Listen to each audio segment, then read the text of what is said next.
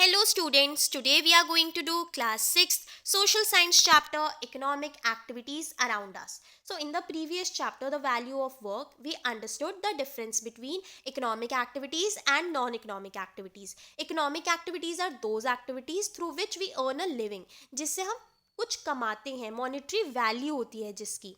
और non economic activities वो होती हैं जो हम करते हैं out of love care and affection, उसके रिटर्न में हमें कुछ एक्सपेक्टेशंस नहीं होती, हमें कुछ मिलता नहीं है, सेटिस्फैक्शन मिलती है सिर्फ। अब ये जो इकोनॉमिक एक्टिविटीज़ है जिससे हम अर्न करते हैं, अब ये इकोनॉमिक एक्टिविटीज़ बहुत सारी होती हैं। अब इनको क्लासीफाई करने की बात है, इकोनॉमिक एक्टिविटीज़ की क्लासिफिकेशन। तो ये जो इकोनॉमिक एक्टिविटीज़ होती हैं उनको हम क्लासीफाई करते हैं सिमिलर कैरेक्टरिस्टिक्स के बेसिस पे, मतलब फीचर्स के बेसिस पे हम इनके ग्रुप्स बना देते हैं, जिसको हम कहते हैं इकोनॉमिक सेक्टर्स। हम ब्रॉडर ग्रुप्स में डिवाइड कर देते हैं इन एक्टिविटीज़ को, जिसको हम कहते हैं इकोनॉमिक सेक्टर्स। जब हम क्लासीफाई करते हैं इकोनॉमिक एक्टिविटीज़ को उनके फंक्शंस के बेसिस पे, तो हम 3 सेक्टर्स बनाते हैं, primary sector, secondary sector and tertiary sector. ये सारी एक्टिविटीज़ जो होती हैं ये एक दूसरे पे इंटरडिपेंडेंट होती हैं, मतलब डिपेंड करती हैं। तो हमने समझा कि जो इकोनॉमिक एक्टिविटी है उसको हम डिवाइड कर देते हैं सेक्टर्स में, और फंक्शन के बेसिस पे 3 सेक्टर्स हैं, प्राइमरी, सेकेंडरी एंड टर्शरी। एक एक करके सबको समझते हैं। सबसे पहले है प्राइमरी सेक्टर। प्राइमरी सेक्टर के अंदर जो भी इकोनॉमिक एक्टिविटीज़ आती हैं उसके अंदर लोग जो होते हैं वो डायरेक्टली नेचर से गुड्स प्रोक्योर करते हैं, लेते हैं। मतलब कि जो भी एक्टिविटीज़ होती हैं उसके अंदर जो रॉ मटेरियल होता है वो डायरेक्टली एक्सट्रैक्ट किया जाता है, लिया जाता है नेचर से। जैसे कि फार्मिंग, फार्मिंग के अंदर फार्मर जो होता है वो नेचुरली सब्सटेंस लेता है ना, जो नेचर प्रोड्यूस कर रहा है। फिशरी के अंदर फिशेस को लिया जाता है, फॉरेस्ट्री के अंदर फॉरेस्ट प्रोड्यूस को लिया जाता है।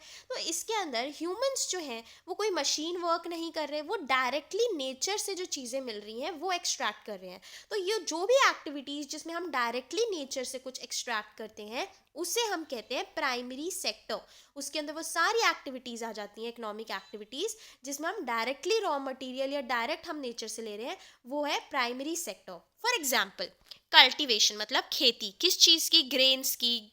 ग्रेन्स होता है अनाज, अनाज की खेती, वेजिटेबल्स की एग्रीकल्चरल फार्म से, या फिर वुड की कलेक्शन फॉरेस्ट से, कोल एक्सट्रैक्ट करना माइंस से, फिशरीज से फिश लेना, पोल्ट्री फार्म जो होते हैं वहाँ से एग्स कलेक्ट करना। ये सारी जो है ये सारी प्राइमरी सेक्टर इकोनॉमिक एक्टिविटीज़ हैं, क्योंकि ह्यूमंस इसमें नेचर के जो भी नेचर में प्रोड्यूस हो रहा है उसको डायरेक्टली यूज़ कर रहे हैं, डायरेक्टली उसके साथ डील कर रहे हैं।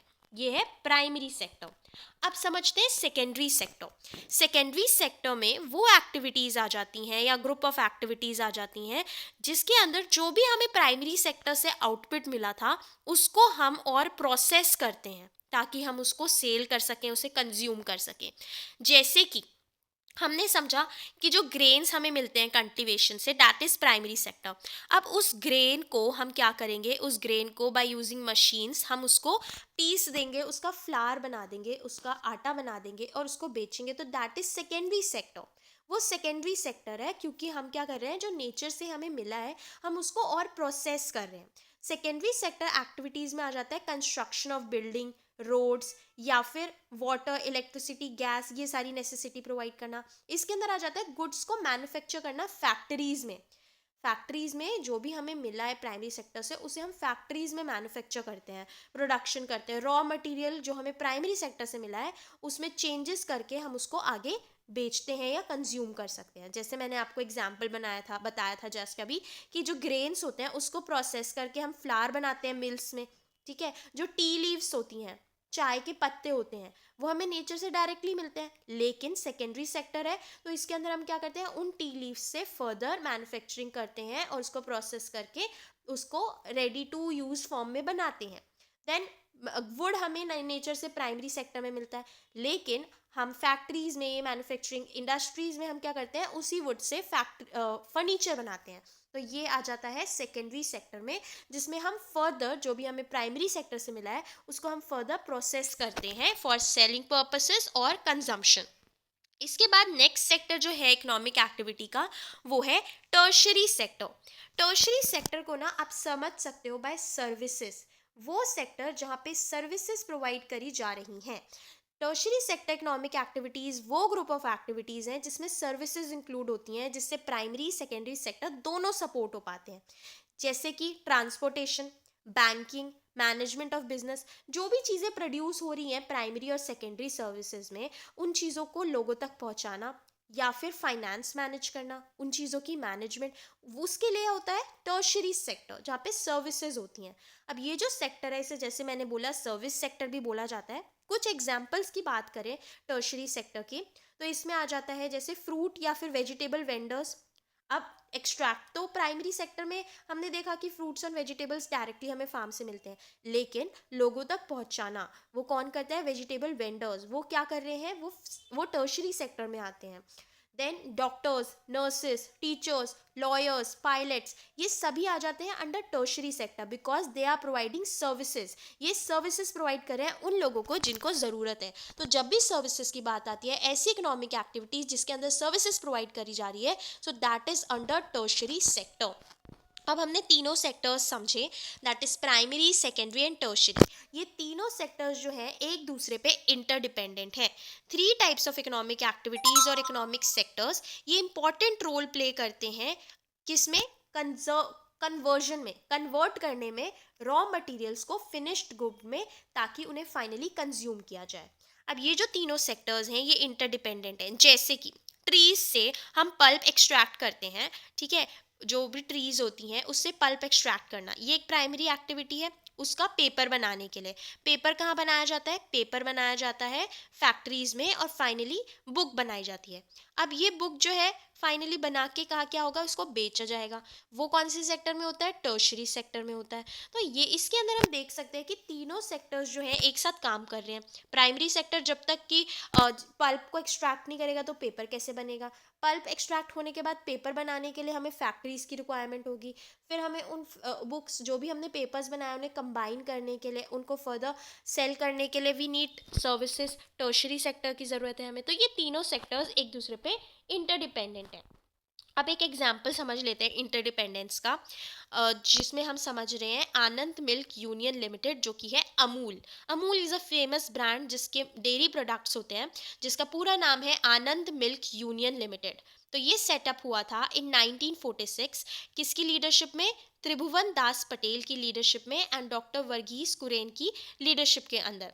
जो भी एक्टिविटीज़ करी जाती हैं इस कॉरपोरेटिव में, वो इंटरकनेक्टेड है। कैसे? सबसे पहले प्राइमरी एक्टिविटी, जो मिल्क यूज़ किया जाता है अमूल में, वो बेचा जाता है मार्केट में एट अ लेटर टाइम। सबसे पहले क्या होता है? सबसे पहला प्रोसेस होता है प्राइमरी एक्टिविटी का, जो जिसके अंदर जो मिल्क होता है वो ऑब्टेन करा जाता है नेचुरल सोर्स से, मतलब काउ से।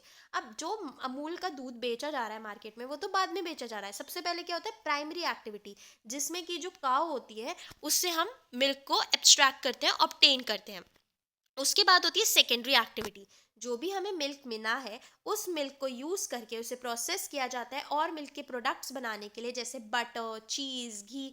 तो ये सारी चीज़ें आ जाती हैं सेकेंडरी एक्टिविटी में, जिसके अंदर जो भी हमें प्राइमरी एक्टिविटी से मिला, जो कि था मिल्क, उसको हम प्रोसेस करते हैं और मिल्क प्रोडक्ट्स बनाते हैं, जैसे बटर, चीज़ या घी।